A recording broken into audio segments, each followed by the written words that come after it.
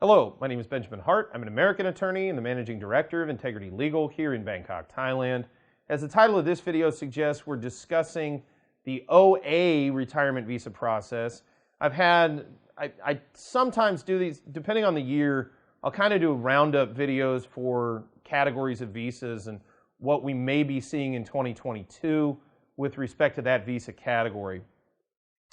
Going into 2022, I will say, I have to presume it's going to be a better environment for folks wanting to access Thailand, presumably, than 2021 was. I really hope I don't get burned on that, because back in 2020, I said, well, 2021 can't be worse necessarily, and there's some argument to be made with respect to that. That said, yeah, I do think Thailand's going to be far more accessible in 2022 to OA visa holders. I think the overall process will be somewhat more streamlined. Let me be clear. I didn't say easy. I said streamlined. And I do think that we're going to see a situation where we're going to see more folks in Thailand in an OA retirement visa moving forward. Now, a couple of things to be on the lookout for. One of the big ones is toward the end of the year, probably at the end of the third quarter, we're going to be looking at some new insurance requirements associated with virtually most every visa.